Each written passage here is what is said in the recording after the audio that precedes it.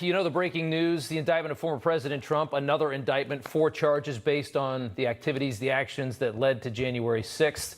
They're there on the screen. Victor Davis Hanson is joining us now. He's a senior fellow at the Hoover Institute. He's the author of Dying Citizen and somebody acutely aware of how dangerous this moment is for the country. Sir, thank you for coming on. What is your reaction to this latest indictment for the man that is really the only opponent for Joe Biden here in the 2024 election?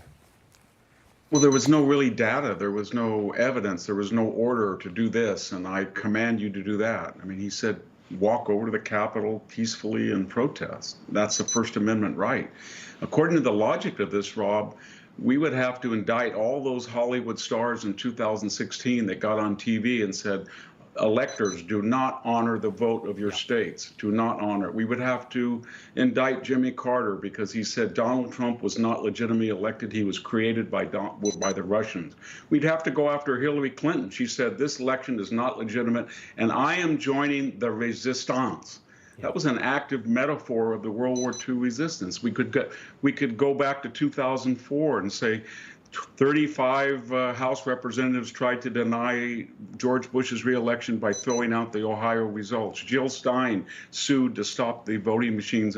It's part of the political process. Are we going to go after Stacey Abrams and say, you were trying to overthrow the election? You said that you were governor and you went around the country trying to convince people of that. Is that insurrection or interference? So I don't understand it. I think what it is that they're piling up indictments, and it's sort of a lawfare. Donald Trump has spent $40 to $45 million draining his campaign. They're draining his time, and this is the beginning, Rob. It's not the end. They're going to keep doing this and doing this and doing this until there's some deterrence against it. And they're costing themselves. What they're doing is dividing the country like crazy, because for most people, they can see how obviously political it is, and you see how scary this government can be. And the statement from Jack Smith that we saw today, the 2 minutes that he spoke, you know, to me, I really could feel what is, I think, the growing theme here, especially around January 6th, that our government thinks that all of this belongs to them. It doesn't belong to the people. They are their own team. They're running the show.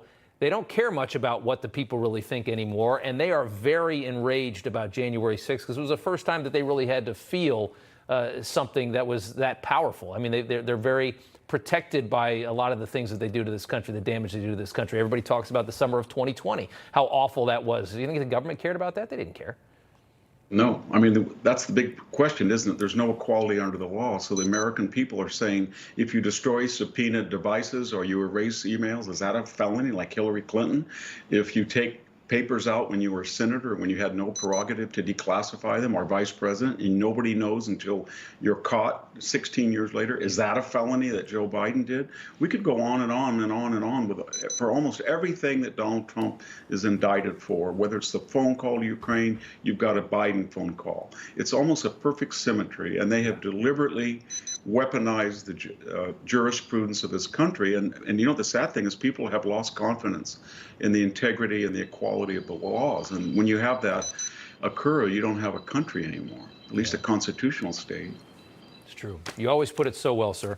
Victor Davis Hanson, we appreciate you coming on. Thank you.